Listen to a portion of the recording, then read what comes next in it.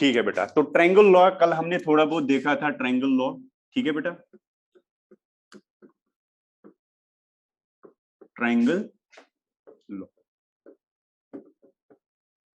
Triangle law क्या है? Triangle law of vector addition ऐसा कहता था कि अगर आपके पास दो साइड, आप वेक्टर दो side of a triangle represent करोगे किससे?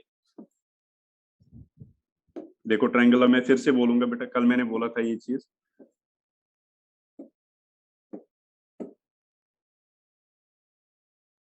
मान लो ये दो वेक्टर है, क्या है बेटा? दो वेक्टर है। इसको मैंने वेक्टर ए नाम दिया, इसको मैंने वेक्टर बी नाम दिया।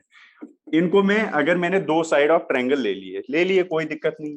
अब जो इस ट्रायंगल का थर्ड साइड होगा वो इस वेक्टर और इस वेक्टर का सम होगा, लेकिन टेकन इन अपोजिट ऑर्डर जरूरी है बेटा। टेकन इन अपोजिट ऑर्डर मतलब ये वाला जो आज आपका ये इसका रिजल्टेंट होगा। ठीक है, तो मतलब ये हुआ कि बेटा ये वेक्टर जो है this is resultant and it is equal to A vector plus B vector. क्या मेरी बात क्लियर है? स्टेटमेंट लिखवाऊंगा बेटा, वो अभी लिखा है।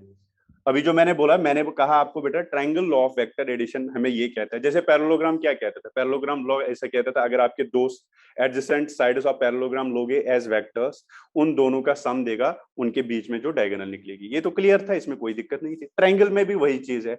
अगर आपने दो sides of a triangle represent कर लिए टू वेक्टर्स से, ए वेक्टर और बी वेक्टर से, और इनका रिजल्टेंट, लेकिन ये बात इंपॉर्टेंटली है कि इनको सेम ऑर्डर में लेना है। कल मैंने एक दो एग्जाम्पल भी लिए थे, मैंने ऑर्डर चेंज किया था। ठीक है बेटा, तो ए वेक्टर बी वेक्टर का ऑर्डर सेम लो। फिर जो third side of the triangle होगा टेकन इन अपोजिट ऑर्डर। देखो इसका ऑर्डर बेटा ऐसे, जबकि इनका ऑर्डर ऐसे। ठीक है, ये एक ऑर्डर में है, ये अपोजिट ऑर्डर में है, तो इसका मतलब है रिजल्टेंट आएगा ए प्लस बी। ठीक है, इसका मैग्नीट्यूड और डायरेक्शन हम निकालेंगे। अभी बस हमने स्टेटमेंट देखा, जैसे हमने पैरेललोग्राम में स्टेटमेंट देखा था बेटा जी, वैसे ही हमने ये। हाँ बेटा, उसमें हमने टेल टू टेल, यहाँ पे हम ऐसे लिखते हैं, हम देखेंगे कि एंगल कौन सा है। ये बेटा एंगल नहीं है बिटवीन वेक्टर्स। यहाँ पे जो एंगल बिटवीन द वेक्टर्स होगा वो ये नहीं होगा, ये है ये मैं बता दूंगा आपको। अभी बस स्टेटमेंट लिखो आप बेटा, ये this will be the angle between vectors, this. ये नहीं है बेटा, दिस इज अल्फा। ये तो रिजल्टेंट का डायरेक्शन है विद रेस्पेक्ट टू ए।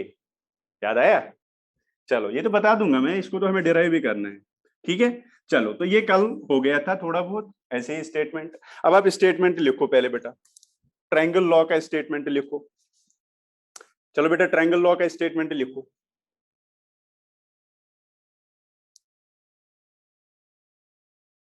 लिखोगे या मैं लिखाऊंगा यहाँ पे? ट्रायंगल लॉ का स्टेटमेंट लिखो बेटा, हाँ या ना बोलो बेटा।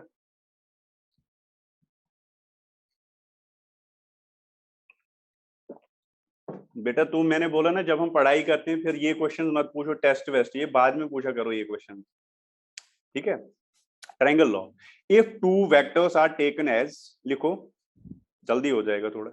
If two vectors are taken as, if two vectors are taken as,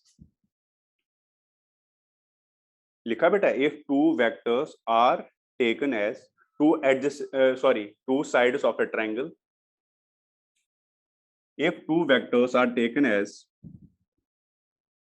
जो मैं अभी कह रहा हूं ये मैं लिखा हूं, if two vectors are taken as two sides of a triangle, two sides of a triangle in same cyclic order, in same cyclic order, then the sum of two vectors, then the sum of two vectors is given by the third side of the triangle,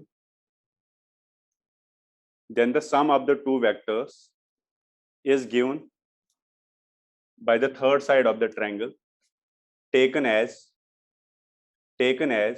vector in opposite order, taken as vector in opposite order। ठीक है, फिर से मैं repeat करूंगा, सुनो बेटा। if two vectors of a triangle, if two vectors are taken as two sides of a triangle, if two vectors are taken as two sides of a triangle, ठीक है, then the sum of these two vectors is given by the third side of the triangle, then the sum of the two vectors is given by the third side of the triangle taken as vector in opposite order। ठीक है, लिख लिया सबने, very good. चलो, तो यही ये जो मैं अभी आपको बोल रहा था बेटा, एक वेक्टर एक साइड ले लो, दूसरा साइड दूसरा वेक्टर को रिप्रेजेंट ले लो, इनको एक ही साइक्लिक ऑर्डर में ले लो, तो थर्ड वेक्टर जो रिजल्टेंट होगा वो क्या होगा बेटा जी? Very good. तो अपने ऐसे देखो, अब इसकी हम डेरिवेशन करेंगे, इसमें भी रिजल्टेंट और अल्फा वैल्यू निकालेंगे हम। ठीक है बेटा, सुनो, अब देखो ट्रायंगल लॉ। ठीक, ठीक है बेटा।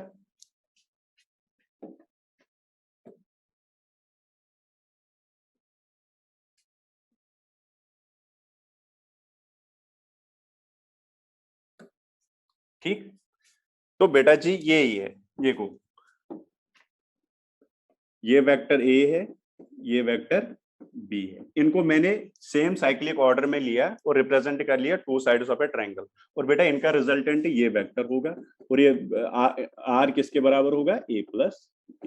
अब हमारा अल्टीमेटली क्या करना है, हमें इस रिजल्टेंट का एक तो मैग्नीट्यूड निकालना है, एक डायरेक्शन निकालना है, बस यही तो हमने पैरेललोग्राम में किया था बेटा।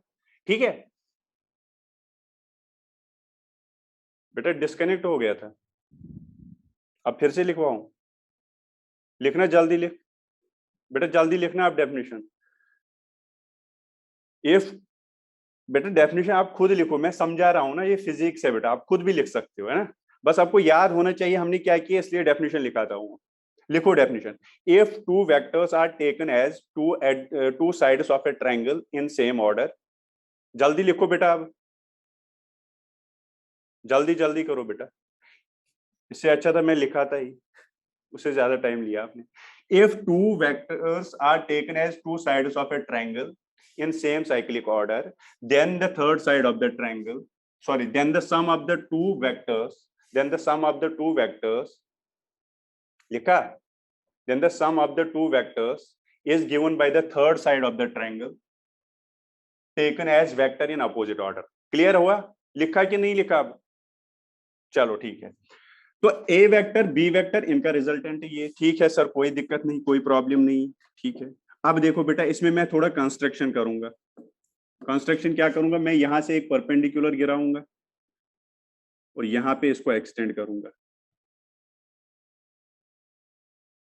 ठीक है, ये मैंने इस पे परपेंडिकुलर गिराया, कोई दिक्कत नहीं सर, ये परपेंडिकुलर गिराया।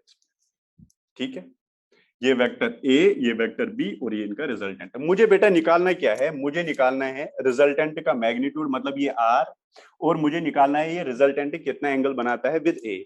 अच्छा बेटा, ये थीटा होगा क्या, पहले ये आप ही बताओ मुझे। Is this angle between A and B? Is this angle between A and B? No, it is not angle between A and B, it is बेटा alpha. It is direction of resultant with respect to A. मेरी बात clear है?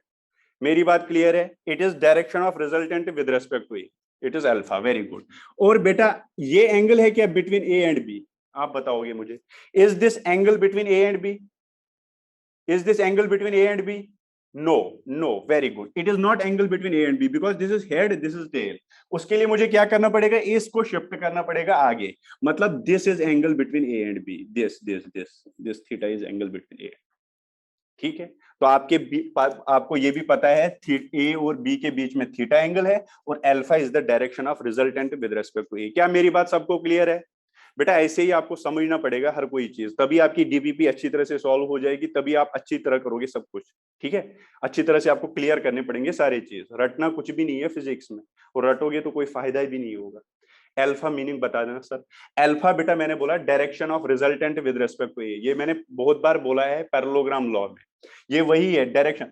मतलब alpha जो आप ये resultant इसका इसका निकालोगे, वो रिजल्टेंट किधर होगा, क्योंकि जब आप वेक्टर दो को जोड़ोगे आपको फर्दर वेक्टर मिलेगा, और जो वो वेक्टर मिलेगा उसका मैग्नीट्यूड भी होगा और डायरेक्शन भी होगा। तो मतलब एक तो आपको इस रिजल्टेंट का मैग्नीट्यूड निकालना है, एक तो इसकी डायरेक्शन निकालनी है। डायरेक्शन होता है बेटा दिस अल्फा। मैंने आपको बोला था हम डायरेक्शन किसी रेफरेंस के अकॉर्डिंग बोलते हैं। जैसे मैं बोलूंगा मैं बोर्ड से इतने 2 मीटर दूर हूं, तो मैंने बोर्ड को रेफरेंस मान लिया। मैं इस बिल्डिंग से इधर हूं, तो मैंने इस बिल्डिंग को रेफरेंस मान लिया। ऐसा कोई जरूरी नहीं है direction north south east west ही मानोगे आप, ऐसा कोई जरूरी नहीं होता है किसी को भी रेफरेंस, और जब हम वेक्टर करते हैं तो हम रेफरेंस ए या बी को ही मान के चलते हैं। चलो ठीक है बेटा, कोई दिक्कत नहीं, ये आपको क्लियर है। अब बेटा मुझे क्या चाहिए, मुझे निकालना है आर का मैग्नीट्यूड। मुझे क्या निकालना है, मुझे फाइंड करना है actually R and alpha. R and alpha यही तो मैंने पैरेललोग्राम में भी किया था, अगर आपको याद होगा, यही तो किया था सर। थीटा जो पर लिखा हुआ है ये भी तो हेड हो बेटा, ये तो कहाँ है, ये किस किस के बीच में है, ये देखो, ये वेक्टर बी है इस वेक्टर के टेल के बीच में है, और ये वेक्टर ए को मैं शिफ्ट कर सकता हूँ आगे, तो अगर मैं इसको ए को आगे ले लूंगा तो ये तो टेल और टेल के बीच में आएगा ना, तो सही तो है फिर थीटा, है ना। चलो ठीक है, तो ये आ गया आर एंड अल्फा, ये ए ये बी, ये R is equal to A plus B. चलो कोई दिक्कत नहीं बेटा, मुझे क्या फाइंड करना है, मुझे करना है फाइंड आर मतलब मैग्नीट्यूड, मैग्नीट्यूड एंड अल्फा। अब देखो आर कैसे निकालूंगा मैं, पहले इस ट्रायंगल में जाओ, कुछ नाम दे दो इसको, इसको कुछ नाम दे दो, एक्स वाई डब्ल्यू जेड, ठीक है, ठीक है। अब क्या करोगे, इस ट्रायंगल में जाओ, अगर आपको याद होगा यही किया था हमने पैरेललोग्राम में भी, इस ट्रायंगल में जाओ X Y Z, in triangle X Y Z में जाओ बेटा, in triangle X Y Z. मैं क्या करूंगा, सबसे पहले ये वाली और ये वाली डिस्टेंस निकालूंगा, ठीक है, इस ट्रायंगल में निकाल सकते हैं, हाँ सर निकाल सकते हैं, क्या दिक्कत है। देखो इस ट्रायंगल में जाओ बेटा, एक्स, सॉरी एक्स नहीं है, इन ट्रायंगल, इन ट्रायंगल क्या है, Y W Z, Y W Z, Y W Z, ठीक है, वाई डब्ल्यू जेड। जाओ इस ट्रायंगल में, कोई दिक्कत नहीं है, ठीक है। अब क्या निकालना है बेटा, मुझे एक तो ये निकालना है, एक तो ये निकालना है। अब इसका मैग्नीट्यूड कितना है, बी, और इसका मैग्नीट्यूड ए है। इसका मैग्नीट्यूड तो मुझे पता है बी है, तो मतलब हाइपोटेन्यूज पता है, तो मैं साइन थीटा यूज करूंगा। व्हाट इज साइन थीटा बेटा, साइन थीटा किसके बराबर होगा, perpendicular by, perpendicular by hypotenuse. Perpendicular क्या है बेटा इसका, ये परपेंडिकुलर, और हाइपोटेन्यूज बी, परपेंडिकुलर है बेटा इसका डब्ल्यू जेड, ठीक है। हाइपोटेन्यूज क्या है बेटा, वाई जेड, ठीक है, कोई दिक्कत नहीं, लिखो Y Z, W Z Y Z. तो यहां से क्या आएगा बेटा, साइन थीटा का वैल्यू आएगा, डब्ल्यू जेड कितना है बेटा जी, डब्ल्यू जेड तो पता नहीं, ये हमें निकालना है, divide by Y Z, Y Z कितना है बेटा जी, बी, तो यहां से डब्ल्यू जेड कितना आया, बी साइन थीटा। क्या ये बात सबको क्लियर है, क्या ये बात सबको क्लियर है, डब्ल्यू जेड, डब्ल्यू जेड आया बी साइन थीटा, ओके। मतलब बेटा, मतलब ये हुआ कि आपको ये वाली जो डिस्टेंस है ये आपको पता चल गई बी साइन थीटा। चलो कोई दिक्कत नहीं। अब बेटा ये वाली डिस्टेंस निकालो, हाँ निकाल सकते हैं, कोई दिक्कत नहीं। मैं किस ट्रायंगल में जाऊं, सेम ट्रायंगल में। अब मैं क्या यूज करूंगा, कॉस वाला फॉर्मूला, कॉस थीटा किसके बराबर होता है बेटा, बेस बाई हाइपोटेन्यूज। बेस क्या है बेटा, वाई जेड, ठीक है, वाई जेड। हाइपोटेन्यूज क्या है, वही बी, ठीक है बेटा, हाइपोटेन्यूज तो बी ही है, वाई जेड, ठीक है, Y W divide by Y Z, ठीक। तो यहां से वाई डब्ल्यू कितना आएगा बेटा, Y W B cos theta, कितना आया बेटा जी, बी कॉस थीटा। चलो ये तो ये वाली डिस्टेंस आ गई, मतलब ये वाला भी मुझे पता चला, ये बी कॉस थीटा है। क्या मेरी बात क्लियर है, हमने पैरेललोग्राम में सेम टू सेम यही किया था, अगर आपको याद होगा, उसमें भी हमने वही ट्रायंगल छोटा बना था, ये बी कॉस थीटा आया था, ये बी साइन थीटा आया, बस इतना ही करना था। अब पाइथागोरस थ्योरम लगाओ और आपका रिजल्ट आ जाएगा।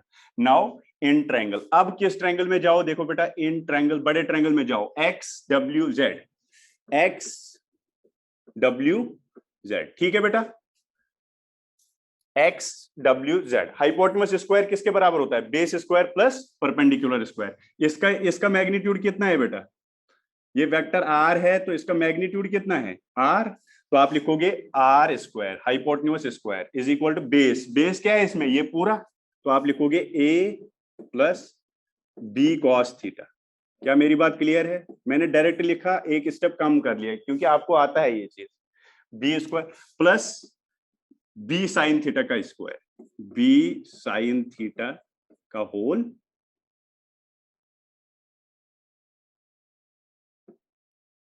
बी साइन थीटा का होल स्क्वायर, ठीक है लिख सकते हैं, इसमें कोई दिक्कत नहीं है। इसको सॉल्व करो थोड़ा बेटा जी। आर स्क्वायर आ जाएगा A square plus B square cos square theta, A square plus B square plus 2ab तो होती है फॉर्मूला, तो A square plus B square plus 2ab cos theta, sorry 2ab, तो वो क्या बनेगी 2ab cos theta, 2ab cos theta, और क्या आएगा बेटा साथ में plus B square sine square theta. क्या मेरी बात क्लियर है? तो यहां से क्या आएगा R square is equal to, यहां से बेटा ए, इसमें और इसमें मैं बी स्क्वायर कॉमन निकालूंगा, सेम बेटा पैरेललोग्राम है, सेम है, हाँ वैसे ही जैसे था वैसे ही रिजल्ट निकल रहा है। देखो ए स्क्वायर प्लस बी स्क्वायर मैंने कॉमन निकाला तो यहाँ बचा sign square theta plus cos square theta, ठीक है, और कॉस स्क्वायर थीटा और प्लस क्या आ गया बेटा 2ab cos theta, 2ab cos theta, कोई दिक्कत नहीं। तो यहाँ पे sign square theta plus cos square theta किसके बराबर 1, तो आप लिखोगे आर स्क्वायर आ गया बेटा जी A square plus B square plus 2ab cos theta. ओहो ये तो वही फॉर्मूला आ गई, ये तो आपको जानी पहचानी लग रही है, A square plus B square plus 2ab cos theta. चलो बेटा ये तो रिजल्टेंट आ गए, ये तो रिजल्टेंट आ गए। हाँ बेटा tan अल्फा हम कैलकुलेट करेंगे, आपको प्रूफ के साथ में बताऊंगा किसके बराबर आएगा, ठीक है, वो भी उतना ही आएगा। मेरी बात क्लियर है? ये रिजल्टेंट आ गया सबको समझ बेटा जी? किसी को दिक्कत है वो बता दो। ट्रायंगल लॉ में रिजल्टेंट वही आता है जो बेटा पैरेललोग्राम में आता है। अरे एडिशन करना है, दो वेक्टर को जोड़ना ही, आप कोई भी रूल लगाओ आंसर तो सेम ही आना है, ठीक है। R under root of A square plus B square plus 2ab cos theta, no problem, very good. चलो ये तो हो गया यहां तक। अब बेटा अब हम आएंगे वापस, इसको आप जल्दी लिखो, जल्दी लिखो बेटा जी।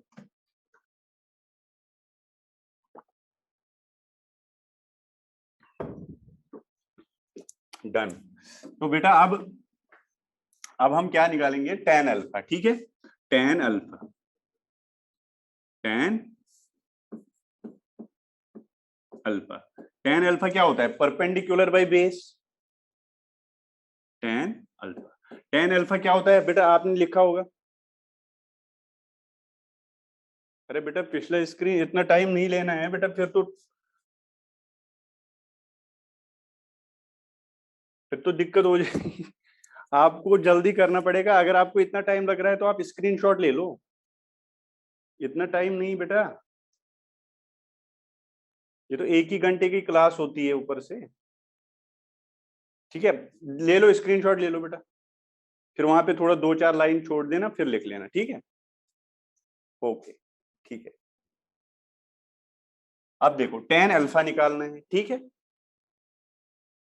tan अल्फा, तो आप लिखोगे परपेंडिकुलर। अगर बेटा अभी देखो आपने वहां पे उसी ट्रायंगल में जाओ जो आप अभी जिस ट्रायंगल में आपने बेटा निकाला ना, hypotenuse square is equal to base square plus पर, उसी में तो tan अल्फा आएगा बेटा b sin theta divide by a plus B cos theta. देखो वही आएगा कि नहीं, परपेंडिकुलर बाय बेस आएगा बेटा, यही आएगा b sin theta divide by a plus B cos theta, मतलब सेम वही रिजल्ट आ गया जो किसमें आया था पैरेललोग्राम में।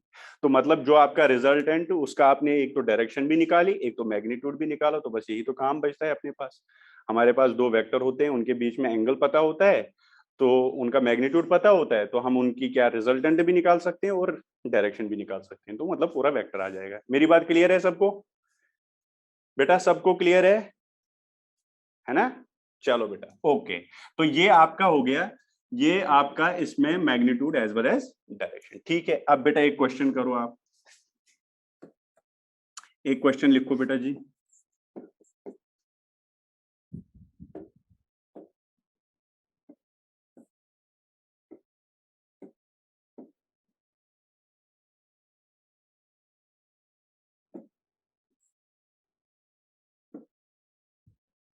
ये वेक्टर ए है बेटा, ये वेक्टर बी है और ये वेक्टर सी है।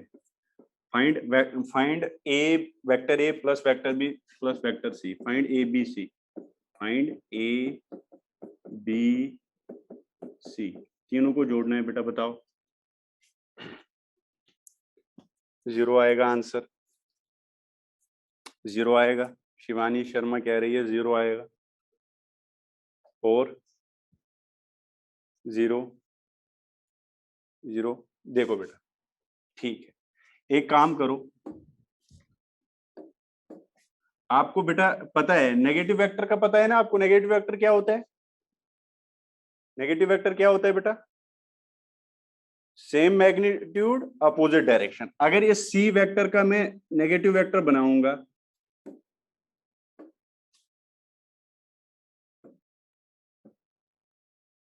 ये बनाया मैंने रेड कलर से बेटा, जो ये रेड कलर से है इसको मैं माइनस सी वेक्टर लिख सकता हूं।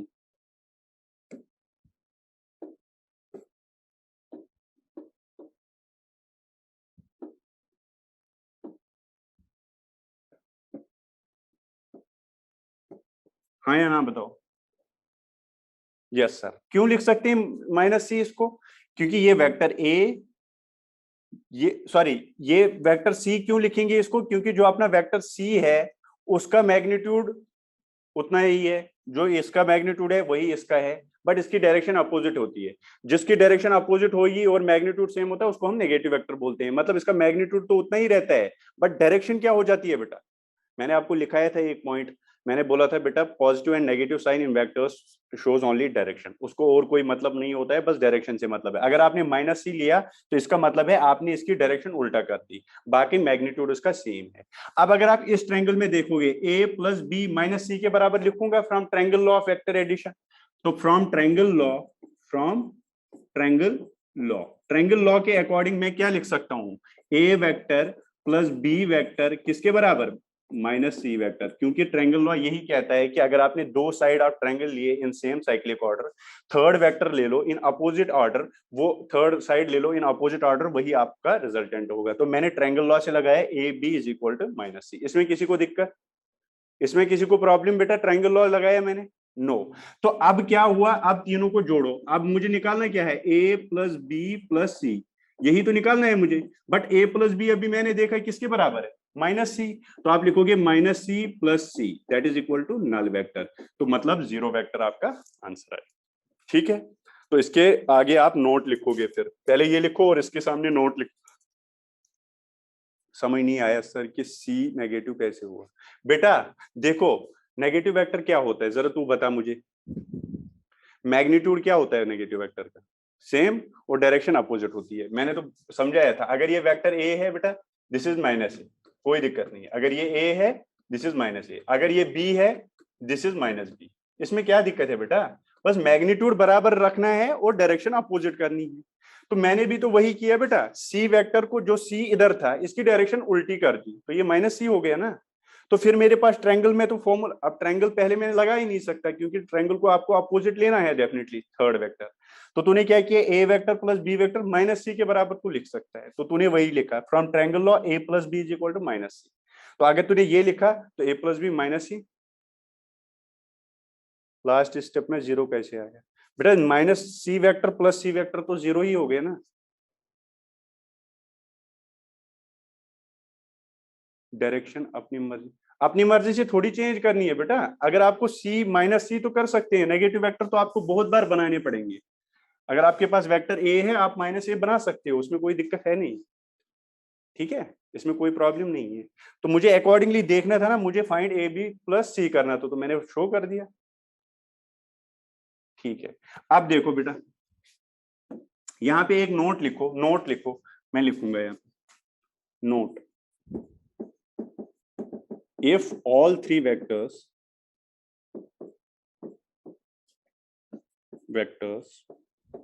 are taken in same order,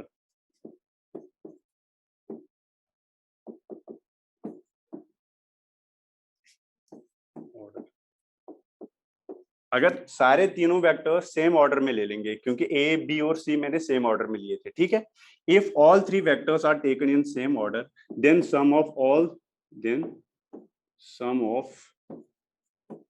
then sum of all three vectors is null vector।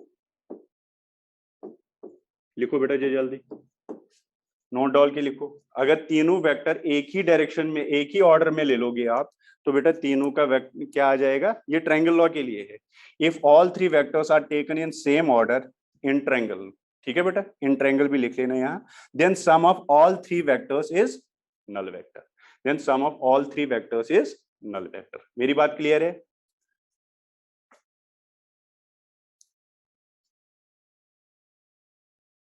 बेटा कैसे लिखेगा तू, क्या कह रहा है, सी प्लस ए माइनस बी लिख सकता, क्यों नहीं लिख सकता है? हाँ लिख बेटा, लिख सकता है, वो तेरी मर्जी है, तू कौन सा चेंज करेगा। मैंने तो बताया था ट्रायंगल में आपको तीनों साइड से मैं कोई भी उठा दो। एक बच्चा कह रहा है सर मैं ए ही को उल्टा कर दो बेटा, क्या दिक्कत है, वैसे भी आंसर वही आने। वैभव क्लियर हुआ क्या? वैभव बेटा जिसको भी तू कर ले, एक को उल्टा कर फिर ट्रायंगल लॉ लगा, बस हो जाएगा। हाँ बेटा क्लियर हुआ, चलो ठीक है। तो अगर मैं ट्रायंगल लॉ में तीनों वेक्टर्स जो है सेम साइक्लिक ऑर्डर में ले लूंगा, तो उनका मैग्नीट्यूड कितना आ जाता है बेटा, 0, मतलब 0 वेक्टर आ जाता है, वहां पे नल वेक्टर आएगा। ठीक है, चलो ठीक है। तो ये बात तो क्लियर हो गई आपको, ये आपने क्वेश्चन भी देख लिया। चलो ठीक है, अब देखो बेटा सुनो,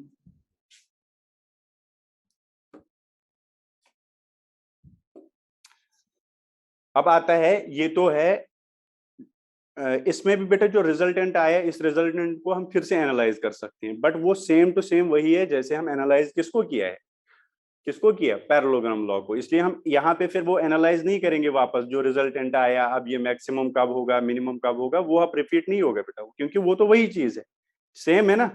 तो वही आर मैक्स वही आएगा, आर मिनिमम वही आएगा, ये बस हमें लॉ अलग है, ये हमें समझना था कि ऐसा होता है। ठीक, अब मेरी बात सुनो, अब मैं आपको एक क्वेश्चन पहले दे दूंगा, फिर हम पढ़ेंगे polygon law of vector addition.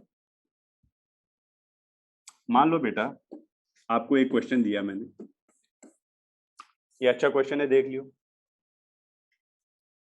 आपका बेटा रिजल्टेंट है दो वेक्टर का आर, ए प्लस बी का रिजल्टेंट है आर। ठीक है बेटा, अभी जो भी प्रॉब्लम है वो बाद में बता दियो, ठीक है। आर वेक्टर किसके बराबर है, ए प्लस बी, मैंने बोला resultant of a plus B is r vector, ठीक है, कोई दिक्कत नहीं। बेटा अब मैं ही कह रहा हूं आर जो वेक्टर है it is perpendicular to A vector, r vector perpendicular किसके हैं, ए वेक्टर के। आर है रिजल्टेंट ए और बी का, और आर है परपेंडिकुलर ए का, कोई दिक्कत नहीं है। आर वेक्टर क्या है, परपेंडिकुलर ए वेक्टर को है, तो कोई दिक्कत नहीं है, हाँ है। और बेटा ये भी दे रखा है जो इसका मैग्नीट्यूड है ना, वो बी के हाफ के बराबर है, मतलब जो मैग्नीट्यूड बी का हो उसके हाफ। ठीक है, मेरी बात क्लियर है? मैग्नीट्यूड ऑफ रिजल्टेंट b/2 है, और जो रिजल्टेंट है that is perpendicular to A, ये मेरे पास इंफॉर्मेशन है। ठीक है सर, कोई दिक्कत नहीं है। इस इंफॉर्मेशन को बेटा मैं ऐसे लिख सकता हूं क्या, एक बात सुनो,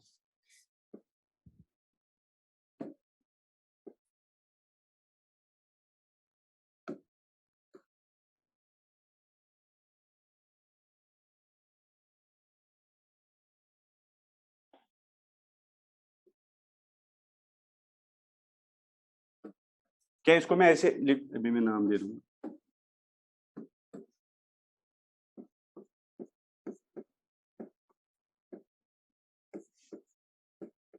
क्या बेटा मैं इसको ऐसे लिख सकता हूं कि नहीं, सब बोलेंगे। फिर मैं क्वेश्चन पूछूंगा क्या पूछ रहा है, पहले ये बताओ इस इंफॉर्मेशन को, ये जो मेरे को इंफॉर्मेशन पूरी दे रखी है मैंने इसको ऐसे लिखा, किसको दिक्कत है ऐसे लिखने में?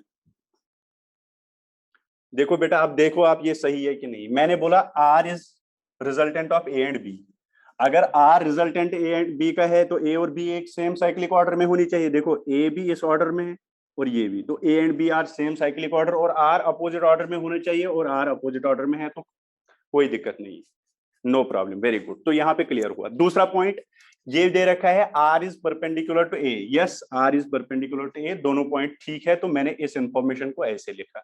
बेटा इस क्वेश्चन को करने के दो तरीके हैं। एक तरीका है मैं tan अल्फा करके करूंगा, बहुत लेंथी हो जाता है, बट यहां से बेटा एक स्टेप में आंसर आ जाता है। बहुत सारे क्वेश्चन आपको मिलेंगे डीपीपी में इस टाइप के, आप सब इस तरीके से कर लेना उनको, ठीक है, क्योंकि बड़ी सिंपल रहता है ये चीज, एक स्टेप में सॉल्व हो जाते हैं, ठीक है। चलो ठीक है सर, हाँ वैसे ही करेंगे जैसे आप कहोगे सर, कोई दिक्कत नहीं है।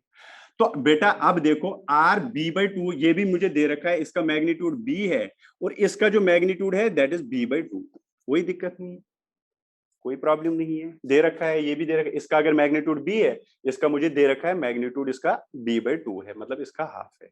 अब आपको क्या पूछा है, find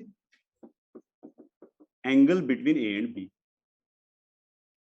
between A and b. देखो बेटा आप इसको इजीली कर सकते हो, पहले ये जानो ये एंगल ए एंड बी कहां पे है, मैं बताऊंगा आपको हाँ या ना बोलना है। मुझे क्या लग रहा है, ये एंगल ए एंड बी के बीच में है या नहीं, is this angle between A and B,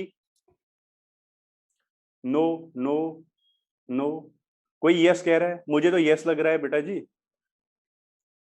सब नो कह रहे हैं, वेरी गुड, सब सही है।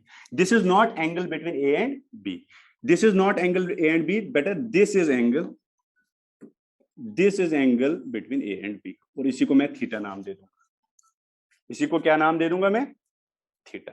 क्या मैं क्लियर हूं, ये एंगल ए एंड बी के बीच में है कि नहीं है, यस। देखो बेटा इसको आप शिफ्ट कर सकते हो, अगर आप इसको उठा के इधर रखोगे तो फिर वो टेल और टेल आ जाएगा, टेल और टेल, ये अभी हेड टेल के बीच में है, ये एंगल नहीं है, अगर ये इधर उठाओगे तो ये टेल टेल आएगा, तो दिस इज एंगल, तो ये थीटा, थीटा अब मुझे निकालना है। अब बेटा देखो सिंपल कितना हुआ ये क्वेश्चन, अगर आपने ऐसे कर लिया ना तो ये हो गया क्वेश्चन। देखो वैसे ही 1.5 पेज में हो जाएगा क्वेश्चन अगर वैसे करेंगे तो, मतलब लेंथी मेथड से। तो ऐसे क्या करोगे आप, इसको अल्फा नाम दे दो, कोई दिक्कत नहीं, पहले अल्फा निकालूंगा, निकाल सकते हो अल्फा, क्यों नहीं निकाल सकते हो, साइन अल्फा किसके बराबर। अब आप बोलोगे सर आपने साइन क्यों लिखा, बेटा वो आप अकॉर्डिंगली देख लेना, अगर रिलेशन इसकी और इसकी है तो साइन लिखोगे, अगर रिलेशन इसकी और इसकी है तो टेन लिखोगे, अगर रिलेशन इसकी और इसकी है तो क्या लिखोगे, कॉस लिखोगे, वो आप खुद देख लेना मुझे किस क्या अप्लाई करने से आंसर आ जाएगा।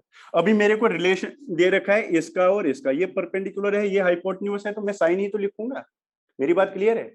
तो साइन अल्फा किसके बराबर आएगा, परपेंडिकुलर बाय हाइपोटेन्यूज, परपेंडिकुलर कितना है बी बाई टू, हाइपोटेन्यूज कितनी है बी, क्या मेरी बात क्लियर है। तो ये कितना हुआ 1/2, कितना हुआ बेटा 1/2, कहां होता है साइन का वैल्यू 1/2, वेरी गुड। तो alpha is equal to 30 degree, ये आपका अल्फा आ गया, कोई दिक्कत नहीं। अब अल्फा तो आ गया बट अल्फा नहीं चाहिए बेटा, आपको चाहिए थीटा, थीटा इज दिस, तो आप लिखोगे theta is equal to 180 minus alpha, that is equal to 180 minus 30, that is 150 degree आपका आंसर। क्या सबको क्लियर है।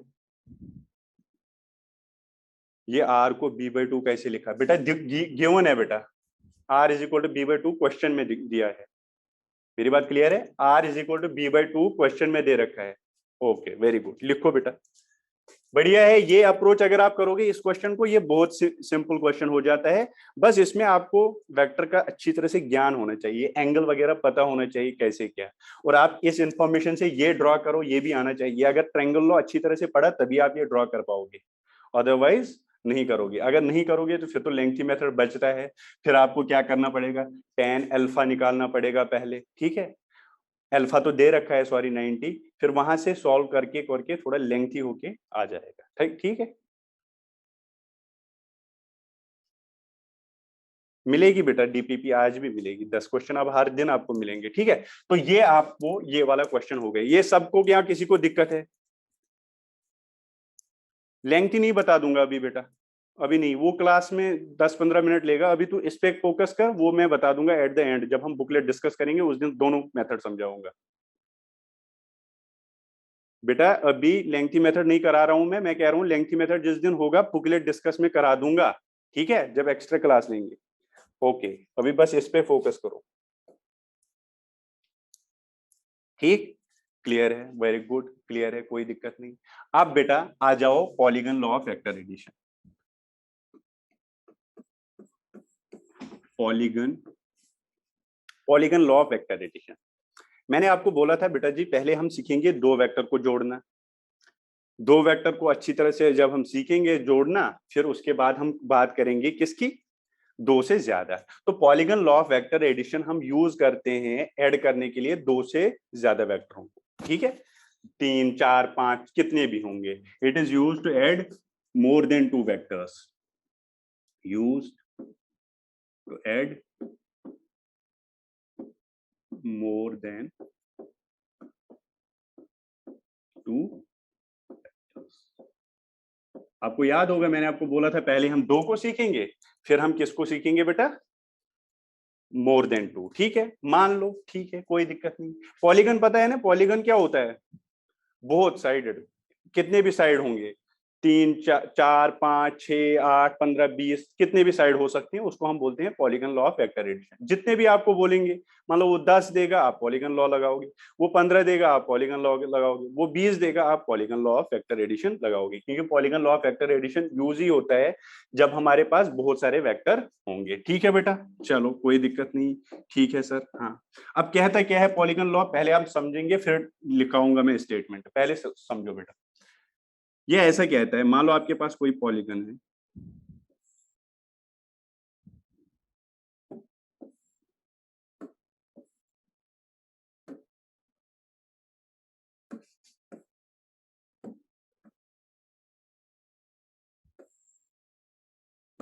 ये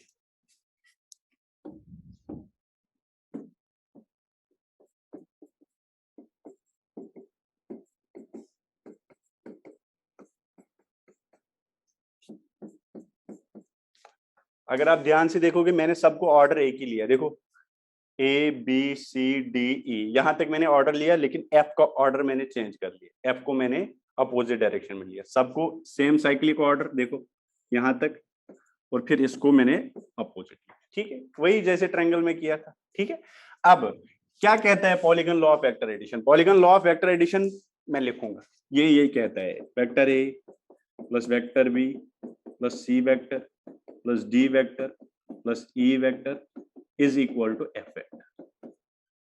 ये कहता है polygon law of vector addition. क्या कहता है polygon law of vector addition, बेटा कहता है A vector plus B vector plus C vector plus D vector plus B E vector is equal to F vector. Sir क्या बात हुई है, ये बात ये हुई कि बेटा कितने भी साइड आपको ले लो, कितने भी साइड, उनको सेम साइक्लिक ऑर्डर में रखो, और फिर जो फाइनल लास्ट साइड होगा उसको अपोजिट ऑर्डर में ले लो, सब उसी के बराबर आएंगे।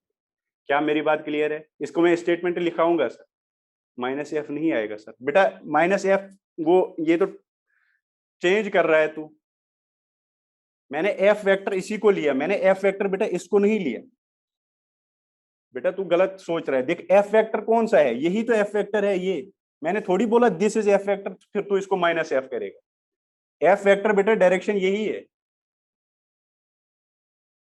मेरी बात क्लियर है, अगर मैं इसको ऐसे लिखता ना, ऐसे मैं मानता ये एफ है, तो फिर बोल देता तो सर दिस, ठीक। मैंने कहा बेटा आप अगर आपके पास कोई पॉलीगन है उसके पास n नंबर ऑफ साइड्स है, ठीक है, तो आप n नंबर ऑफ साइड्स में n-1 साइड को सेम साइक्लिक ऑर्डर में लिखोगे, ठीक है, वेक्टर लोगे और सेम साइक्लिक ऑर्डर में लोगे, और जो लास्ट रिमेनिंग साइड होगा ना उसको अपोजिट ऑर्डर में लिखोगे, और वही आपको सबका जोड़ होगा, सबका जब ऐड करोगे वही उसके बराबर होगा। माइनस एफ नहीं होगा बिकॉज दिस इज बेटा इस डायरेक्शन में, ये एफ यही वेक्टर है, अगर आप इसको माइनस एफ करोगे तो ये तो ऐसे आएगा, तो गलत हो जाएगा, माइनस एफ तो ऐसे आएगा, ठीक है, वो क्या हो जाएगा बेटा, गलत हो जाएगा। क्या मेरी बात क्लियर है, क्या मेरी बात क्लियर है। अब स्टेटमेंट लिखो, देखो बेटा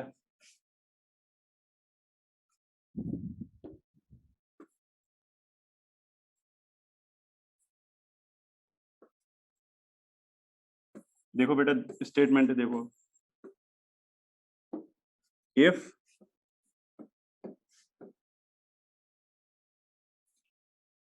we take, if we have n minus n sided polygon, देखो बेटा स्टेटमेंट देखो, अगर मेरे पास n साइडेड पॉलीगन है, n मतलब 4 भी हो सकते हैं, 5 भी, 10 भी, 15 भी, जितना भी है।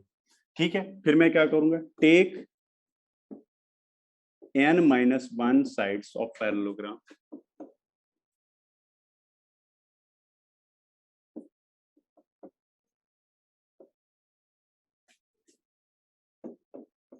पॉलीगन,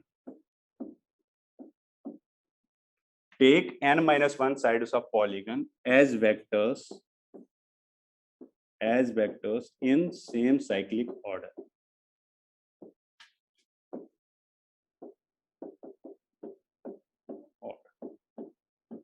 ठीक, टेक n-1, n-1, n तो बेटा मान लो 10 साइड है, तो आपको 9 साइड आप क्या लोगे, पॉलीगन के vectors in same cyclic order. मेरी बात क्लियर है? ठीक है, the resultant of these, then the sum of these, then the sum of these vectors is given by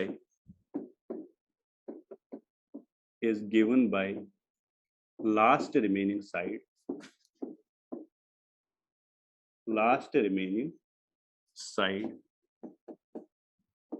taken as vector in opposite order, taken as vector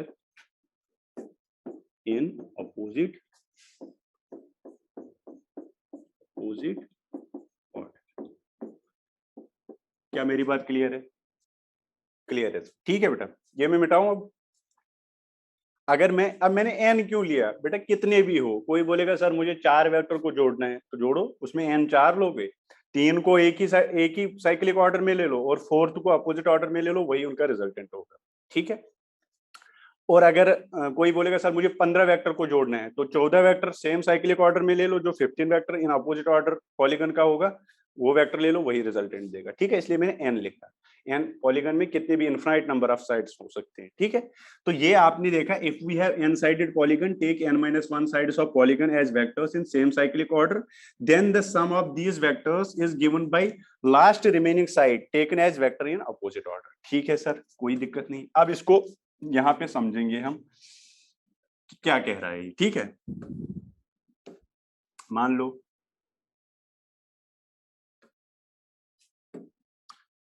ये एक side है, 2 3 4 5, ठीक है, 5 मैंने ले लिए, कोई दिक्कत नहीं। और ये देखो, ये अपोजिट ऑर्डर में दिया मैंने, सबको सेम साइक्लिक ऑर्डर, बट ये एक ही है जिसको मैंने अपोजिट ऑर्डर में दिया। तो अगर मैं इनको नाम दे दूं, this is vector a, this is vector b, this is vector c, this is vector d, this is vector e, ये बेटा किसके बराबर होगा, वेक्टर एफ। ये मुझे polygon law of vector addition कहता है। ठीक है, इसकी डायरेक्शन बेटा अपोजिट है, सबकी डायरेक्शन ये सेम साइक्लिक ऑर्डर, देखो सबकी डायरेक्शन ये, और इसकी डायरेक्शन बेटा। मेरी बात क्लियर है? क्या ये बात सबको क्लियर है? पॉलीगन लॉ क्या कहता है बेटा, समझ आया सबको? यस, ठीक है, ओके बेटा। अब देखो, तो polygon law of vector addition मुझे क्या कहता है, vector A plus vector B plus vector c plus vector d plus vector e is equal to vector f. आप कितने भी साइड ले सकते हो बेटा, जितनी आपकी मर्जी उतनी आप साइड ले सकते हो। ठीक है, ठीक है, इसलिए मैं एन लिखा। हाँ बेटा, 3 साइड होगा तो उसमें 3rd साइड लोगे। ठीक है, चलो अब सुनो, अब इसका प्रूफ देखें। आप तो लिखा सर आपने ये, इसका तो प्रूफ बताओ हमें। चलो प्रूफ लिखो इसका। ठीक है, प्रूफ देखते हैं। प्रूफ के लिए मैं क्या करूंगा बेटा, LHS ले लूंगा और वही प्रूव करा दूंगा RHS के बराबर। तो वही तो करते हैं, आपने 10th क्लास में बहुत बार किया होगा। आपको शो करना होता है तो आप LHS लेते हो, उसको RHS के बराबर कर देते हो, लेफ्ट हैंड साइड को राइट हैंड साइड के बराबर कर देते हो। तो मैं लेफ्ट हैंड साइड ले लूंगा, that is A plus B plus C plus D plus E, ये मैं ले लूंगा। और इसको मैं इन सबको मैं F के बराबर अगर शो कर लिया मैंने, वो RHS है, तो मेरा प्रूफ सही माना जाएगा। ठीक है, चलो अब इससे पहले मैं क्या करूंगा, देखो ए बी, मैं यहां से ये जोड़ूंगा और इसको मैं वेक्टर एक्स नाम दे दूंगा। चलो बाद में नाम देंगे, नाम देंगे एक्स, कोई दिक्कत नहीं, एक्स नाम दे दो। दूसरा, अब मैं इसको जोड़ूंगा, प्रूव करने के लिए बेटा ये कर रहा हूं मैं, ठीक है। इसको मैंने जोड़ा और इसको नाम दे देंगे y। उसके बाद मैं फिर से इसको जोड़ूंगा और इसको नाम दे देंगे z। ठीक है, कोई दिक्कत, किसी को प्रॉब्लम है क्या? No problem. अब बेटा सुनो, ये मैंने किया क्यों? A vector plus B vector को मैं एक्स वेक्टर लिख सकता हूं बाय ट्रायंगल लॉ, सब बताएंगे। ए वेक्टर प्लस बी वेक्टर को मैं एक्स वेक्टर लिख सकता हूं बाय ट्रायंगल लॉ। देखो ए और B same cyclic order, x, x का ये एरो दिख रहा है ना बेटा, इसलिए मैंने दूसरा कलर यूज किया, इसका एरो ऐसे है। तो ए प्लस बी एक्स के बराबर लिख सकता हूं बाय ट्रायंगल लॉ। तो so by triangle law A plus B की जगह आप क्या लिख सकते हो बेटा? X vector plus C vector plus D vector plus ई वेक्टर। आप सामने इसको लिख सकते हो by triangle law. Triangle law मैंने यूज कर लिया, मैंने ए और बी की जगह एक्स वेक्टर लिखा। क्या क्लियर है? अब आ जाओ फिर से बेटा, X vector plus C vector को वाई वेक्टर लिख सकता हूं अगेन बाय ट्रायंगल लॉ। अरे इस ट्रायंगल को देखो बेटा, अब इस वाले ट्रायंगल को, x vector plus C vector को वाई वेक्टर लिख सकता हूं।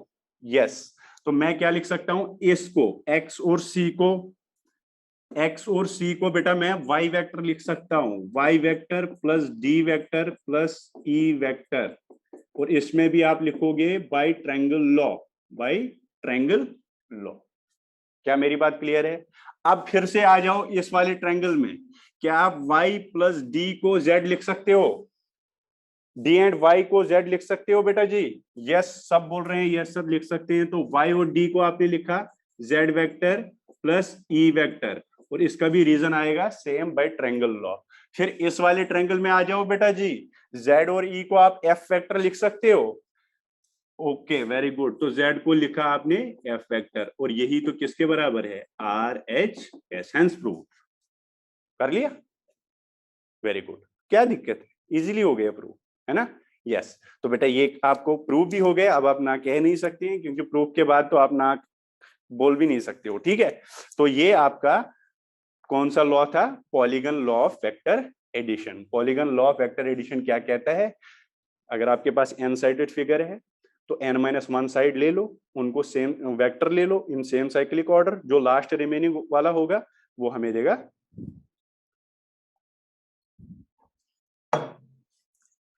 ठीक है, लेकिन मैंने आपको साथ में बोला था बेटा, आपको मैक्सिमम, ये तो मान लो कभी कभी आपको क्वेश्चन मिलेगा ऐसा भी, बट मैक्सिमम आपको दो वेक्टर को ही फिजिक्स में यूज आता है जब उनको जोड़ना होता है। ज्यादा क्वेश्चंस आपको उसी में मिलेंगे, ठीक है। क्या मेरी बात सबको क्लियर है? क्या मेरी बात सबको क्लियर है? यस। अब बेटा एक बात बताओ, चलो ये तो हो गया, ये तो आपका प्रूफ भी हो गया। एक क्वेश्चन करो,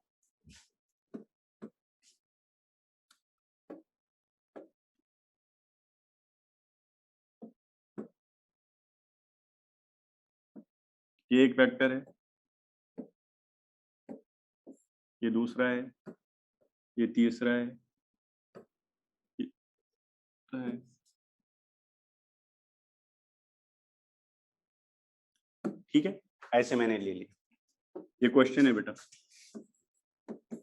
ये वेक्टर ए है, ये वेक्टर बी है, this is vector c, this is vector d and this is vector e. अब बेटा अभी तू कह रहा था ना, अब मैंने देखो सारे सेम साइक्लिक ऑर्डर में लिए। इस क्वेश्चन में बेटा सारे सेम साइक्लिक, देखो A B C D E सारे एक ही ऑर्डर में है सब, ठीक है ना? मतलब आपने यहां से स्टार्ट किया और यही वापस पहुंच गए। देखो सेम साइक्लिक ऑर्डर में सारे वेक्टर्स है कि नहीं? यस। तो अगर मैं आपको इस क्वेश्चन में पूछूंगा what is a B C d and e, vector e, इनका ऐड कर लो बेटा, कितना आएगा? सब कह रहे हैं null vector null vector null vector null vector, सब कह रहे हैं। ठीक है बेटा, वही आप इसमें क्या कर सकते हो, जो जो आपने ट्रायंगल में किया है वैसा ही आप कर सकते हो इसमें। आप क्या करोगे, देखो बेटा ई वेक्टर अभी जो कह रहा था ना बेटा, वैभव वैभव तू कह रहा था शायद सर माइनस ई क्यों नहीं लिखे, ये ई है ना, इसकी डायरेक्शन इधर है, अगर इसको मैं माइनस ई बनाऊं तो ये कुछ ऐसा होगा, देख माइनस ई कैसे होगा बेटा, माइनस ई होगा ये वाला वेक्टर, ये देखो बराबर इतना मैग्नीट्यूड और डायरेक्शन अपोजिट, तो इसको आप माइनस ई लिख सकते हो, इसको आप माइनस ई लिख सकते हो। क्या मेरी बात क्लियर है? इसको माइनस ई लिख सकता है क्योंकि तूने डायरेक्शन क्या कर ली, अपोजिट, ठीक है, चलो सही है। अब ये माइनस ई है, अब इसमें पॉलीगन लॉ लगाओ, by polygon law of vector addition, by polygon law, polygon law, polygon law क्या कहता है, सारे sides in the same cyclic order किसके बराबर होगा, last remaining side in opposite order. A B C D minus E के बराबर लिख सकता हूं कि नहीं, आप ही बताओगे मुझे, A B C D minus E के बराबर लिख सकता हूं कि नहीं, ये तो मुझे पॉलीगन लॉ कहता है। तो मैं लिख सकता हूं A vector plus B vector plus C vector plus D vector is equal to minus E vector by polygon law. चलो ये तो ऊपर लिखा, by polygon law, polygon law के अकॉर्डिंग मैं ये लिख सकता हूं, क्योंकि देखो बेटा ये, सॉरी, ये वाला ये वाला ये वाला ये वाला, ये सारे किस में है बेटा, same cyclic order, A B C d same cyclic order, और बेटा लास्ट फाइनल क्या है, ये इसके अपोजिट है लेकिन माइनस ई है, इसलिए मैंने लिखा A plus B plus C plus D is equal to minus E. अब यूज करो उसमें, इसमें यूज करो, आप इसकी जगह माइनस ई लिख सकते हो, तो माइनस ई प्लस क्या है E, that is equal to null vector, that is equal to null vector, that is equal to null vector, ठीक है। चलो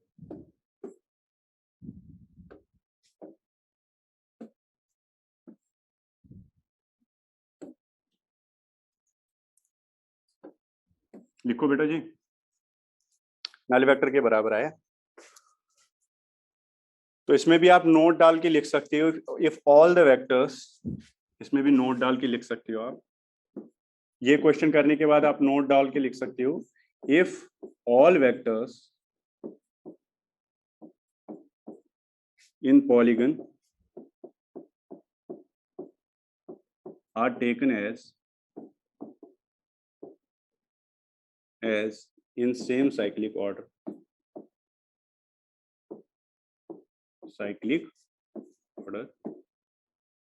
then sum of all these vectors,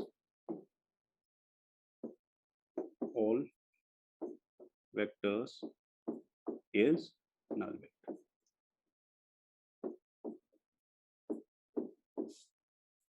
क्या मेरी बात क्लियर है? ठीक है, तो ये polygon law of vector addition.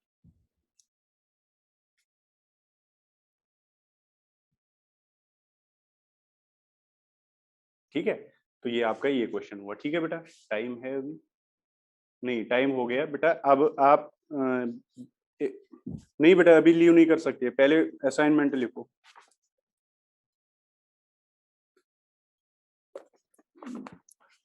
Okay बेटा, क्रिस्टल क्लियर है तेरा। मेडिकल बुकलेट अनसॉल्व्ड एक्सरसाइज बेटा, मेडिकल बुकलेट अनसॉल्व्ड एक्सरसाइज,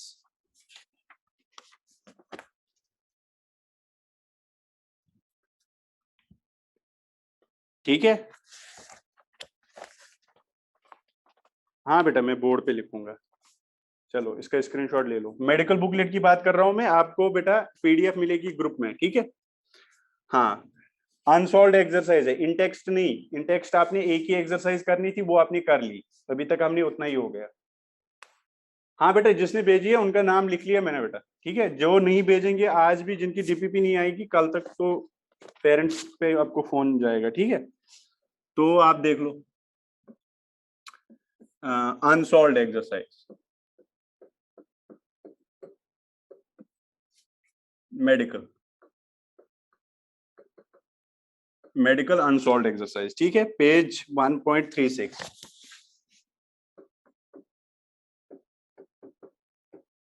ठीक, क्वेश्चन नंबर बेटा 50, 51, 50, 51, 54, 55, 56, 57, 58, 59, 60 एंड 61। बेटा 62 रिपीट है, ठीक है। 62 आपने कर लिया तो ये भी आप कर सकते हो, ये आपने रिपीट है क्वेश्चन, ये कल आपने कर लिया। तो यहां तक 62 तक 10 क्वेश्चन आएंगे, 1 2 3 4 5 6 7 8 9 10। 62 वाला रिपीट है, तो मतलब आप यहां तक ही कर सकते हो 61 तक, बराबर 10 क्वेश्चन है, ठीक है। 10-10 क्वेश्चन आपको डेली करने पड़ेंगे। हाँ बेटा, कल शाम तक अगर आप दोनों आ जाएंगे तो ठीक है, नहीं तो मैंने कहा आपको पेरेंट्स पे कॉल जाएगा फिर, ठीक है। ये आपका medical unsolved page test, question नहीं होंगे सारे, कोई क्वेश्चन नहीं भी हो सकता है, डाउट आ सकते हैं, तो आप मेरे को पूछ सकते हैं। और मैं क्लास में भी, अगर आप वैसे भी नहीं समझोगे तो फिर मैं क्लास में उस क्वेश्चन को समझाऊँ, ठीक है।